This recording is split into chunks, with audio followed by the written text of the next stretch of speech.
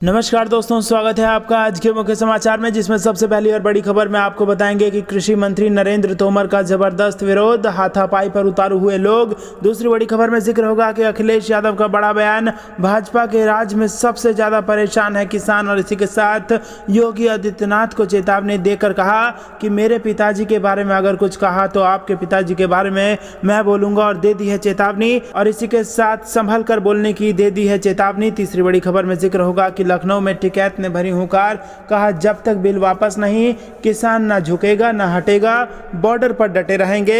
और इसी के साथ आपको बताएंगे कि अगस्त क्रांति की वर्षगांठ पर कांग्रेस योगी सरकार के खिलाफ करेगी प्रदर्शन, यूपी की हर विधानसभा में निकालेगी भाजपा गद्दी छोड़ो मार्च। जी हां दोस्तों, हर एक खबर की गहराई में आपको ले जाएंगे, लेकिन उससे पहले अगर आपको भी ऐसा लगता है कि उत्तर प्रदेश में भाजपा को गद्दी छोड़नी पड़ेगी तो आप अभी इस वीडियो को लाइक कीजिए और इस लाल बटन को दबा के चैनल को फ्री में सब्सक्राइब करके घंटी बजाकर कमेंट में लिखिए जय जवान जय किसान। दोस्तों आपको बता दें कि केंद्रीय कृषि मंत्री नरेंद्र तोमर का जबरदस्त विरोध हुआ है, हाथापाई पर उतारू हो गए हैं लोग। जी हां दोस्तों, मध्य प्रदेश के श्योपुर में बाढ़ से हुए नुकसान का जायजा लेने पहुंचे केंद्रीय मंत्री नरेंद्र सिंह तोमर का लोगों ने जबरदस्त विरोध किया। इस दौरान लोग हाथापाई पर उतारू हो गए, लेकिन वहां मौजूद पुलिस टीम ने स्थिति पर काबू पाया। गुस्साए लोगों ने जमकर शासन प्रशासन के खिलाफ नारेबाजी की। इतना ही नहीं, आक्रोशित लोगों ने केंद्रीय मंत्री सहित प्रशासन की गाड़ियों पर कीचड़ फेंक दिया और खरादी बाजार में एक पीड़ित व्यक्ति नरेंद्र सिंह तोमर की गाड़ी के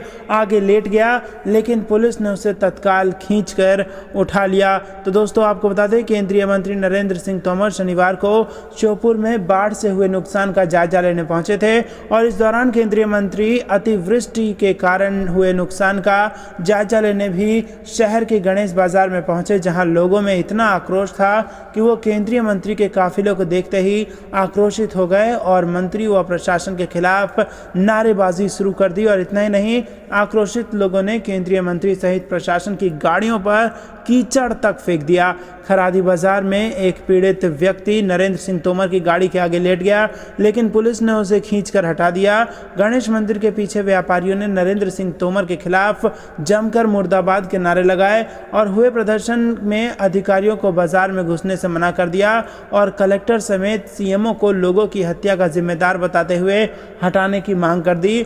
बाजार में निकलने के दौरान कई जगह पर नरेंद्र सिंह तोमर के साथ लोगों ने धक्का मुक्की तक भी कर दी। तो दोस्तों, मंत्री जी के साथ ये कांड हो गया है मध्य प्रदेश में, जहां पर लोगों ने किया है जमकर विरोध। रुक करते हैं अगली बड़ी खबर की तरफ। अखिलेश यादव का बड़ा बयान, बोले भाजपा के राज में सबसे ज्यादा परेशान है किसान। और इसी के साथ दे डाली योगी आदित्यनाथ को चेतावनी। दोस्तों क्या है पूरी खबर आपको जरूर बताएंगे, लेकिन उससे पहले अगर आप भी देश के किसानों के साथ खड़े हैं और अगर आपको भी ऐसा लगता है कि यूपी में भाजपा को नुकसान होगा तो आप अभी इस वीडियो को लाइक जरूर कीजिए। दोस्तों आपको बता दें कि समाजवादी पार्टी के अध्यक्ष अखिलेश यादव ने शनिवार को कहा कि भारतीय जनता पार्टी के राज में किसान बहुत परेशान है और पार्टी ने अपने संकल्प पत्र में 2022 तक किसानों की आय दुगुनी करने का वादा किया था, और अब किसान पूछ रहे हैं कि उनकी आय दोगुनी कब होगी। अखिलेश यादव ने कहा कि किसान देश के लिए अन्न उपजाता है और विकास के लिए अपनी जमीन भी देता है, पर सरकार उसे ठीक तरह से मुआवजा नहीं देती। ये दुख की बात है, केंद्र व राज्य दोनों जगह भाजपा की सरकार होने के बावजूद किसान सबसे ज्यादा परेशान है। शनिवार को पार्टी कार्यालय में आयोजित पत्रकार वार्ता में पूर्व मुख्यमंत्री ने कहा कि भारतीय जनता पार्टी की दिल्ली और उत्तर प्रदेश में सरकार होने के बावजूद सबसे ज्यादा संकट में किसान हैं। वो अन्नदाता हैं, अन्नदाता हमें रोटी देते हैं, जो हमें पहनने के लिए कपड़ा देता है। विकास के लिए अगर जमीन चाहिए तब भी हमारा किसान ही जमीन दे रहा है। इसके बावजूद आज सबसे ज्यादा दुखी किसान है। उन्होंने कहा कि किसान तरक्की के खिलाफ नहीं है, लेकिन आज किसान आंदोलन कर रहे हैं। हमारी समाजवादी पार्टी की सरकार आने पर किसान को उसकी जमीन का उचित मुआवजा मिलेगा। उन्होंने दावा किया कि भारतीय जनता पार्टी के संकल्प पत्र में पहले पन्ने पर लिखा था कि 2022 तक उत्तर प्रदेश के किसानों की कृषि आमदनी को दोगुना करने के लिए विस्तृत रोड मैप तैयार किया जाएगा। समाजवादी पार्टी नेता ने कहा कि प्रधानमंत्री से लेकर भाजपा के कई अन्य नेताओं ने मंच से यह कहा कि 2022 तक हम किसान की आय को दुगना कर देंगे। अखिलेश यादव ने कहा कि उत्तर प्रदेश का किसान, उत्तर प्रदेश की जनता भाजपा से ये जानना चाहती है कि आज किसान की आय कितनी है। आज जो महंगाई बढ़ाई गई है, जो कीटनाशक के दाम बढ़ाए गए हैं, ऐसे में किसानों की आय दुगनी कब होगी। और इसी के साथ दोस्तों आपको बता दें कि उन्होंने भारतीय जनता पार्टी के मुख्यमंत्री को अपनी भाषा पर नियंत्रण रखने को भी चेतावनी दे दी। उन्होंने कहा कि कल मैंने एक समाचार चैनल पर उनका साक्षात्कार सुना है और हमारा आपका मुद्दों में झगड़ा हो सकता है, लेकिन अगर हमारे पिताजी के लिए कुछ कह रहे हो तो तैयार रहना, आपके पिताजी के लिए भी मैं कुछ कह दूंगा। इसलिए मुख्यमंत्री अपनी भाषा पर नियंत्रण रखें। यादव ने दोहराया कि समाजवादी पार्टी आगामी उत्तर प्रदेश चुनाव में 400 सीटें जीतने की तैयारी कर रही है। उन्होंने कहा कि जनता में भाजपा के प्रति भारी गुस्सा है और चुनाव के बाद भाजपा की पराजय भी निश्चित है। रुख करते हैं अगली बड़ी खबर की तरफ।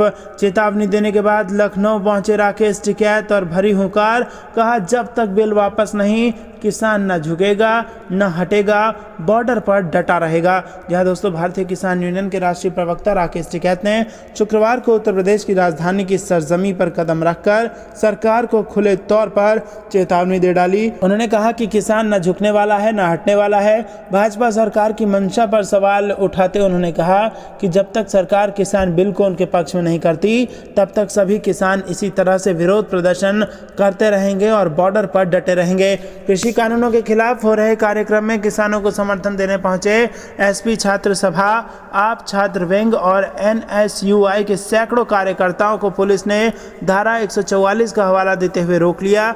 इस बीच कार्यकर्ताओं और पुलिस के बीच तीखी नोकझोंक भी हुई। सिरोज कैफे के गेट पर पुलिस ने ताला जड़ दिया।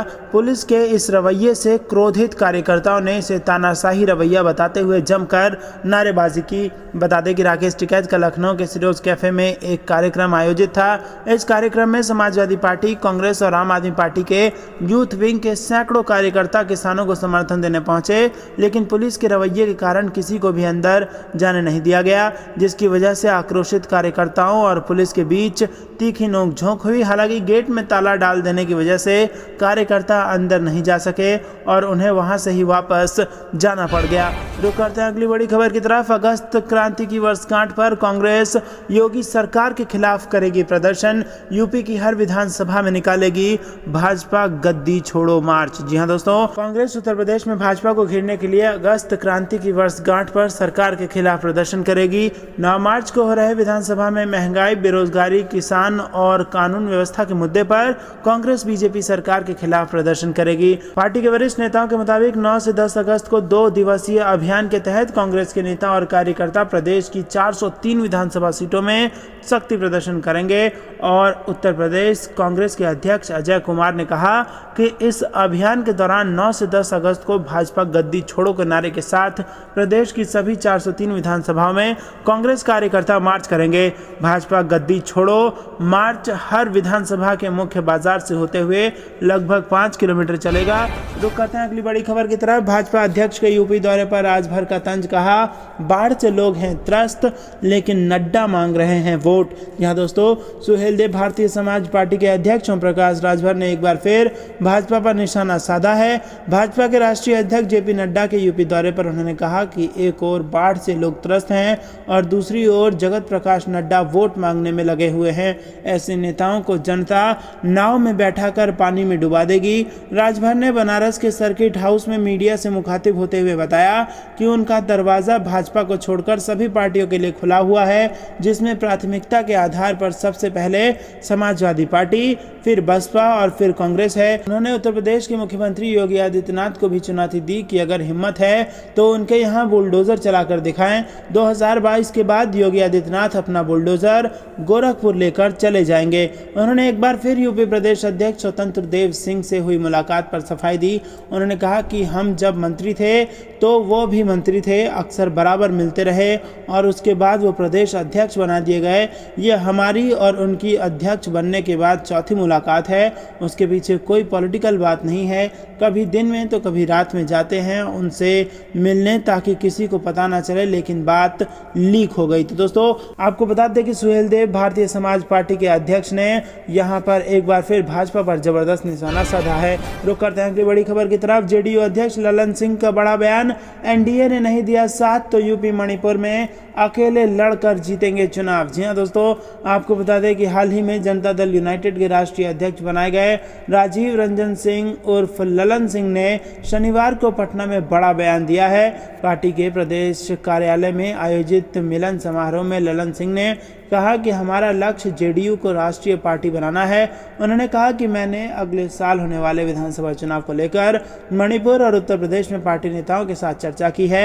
हम राष्ट्रीय जनतांत्रिक गठबंधन के भागीदारों के साथ भी बात करेंगे। अगर वो हमें इन राज्यों में अपने साथी नहीं बनाती तो हम अकेले दम पर चुनाव लड़ेंगे और जीतेंगे। तो दोस्तों सीधा सीधा चेतावनी दे दी गई है भारतीय जनता पार्टी को नीतीश कुमार की पार्टी द्वारा, और अध्यक्ष जी ने कहा है कि अगर इन राज्यों के चुनाव में सम्मानजनक सीटें नहीं दी गई और अगर साथ नहीं दिया गया जेडीयू का, तो जेडीयू अकेले दम पर चुनाव लड़ेगी और जीतेगी और इससे नुकसान सीधे सीधे तौर पर भारतीय जनता पार्टी को होना है। ललन सिंह ने अरुणाचल प्रदेश की याद दिलाते हुए कहा कि पिछले चुनाव में वहां हमने 15 सीटों पर विधानसभा का चुनाव लड़ा था, जिसमें 7 सीटों पर जीत हासिल की थी।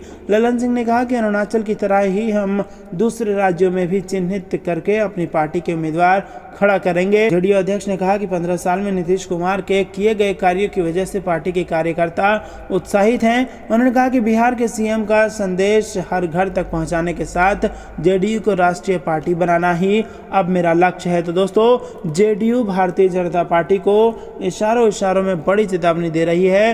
कह रही है सम्मानजनक सीटें दो, नहीं तो अकेले चुनाव लड़ लेंगे और चुनाव में तुम। दोस्तों ये थी दिन भर कुछ बेहद जरूरी और बड़ी खबरें। अंत तक बने रहने के लिए बहुत बहुत धन्यवाद। देख रहे थे आपका अपना चैनल द कंपेल न्यूज़। जय हिंद, जय भारत।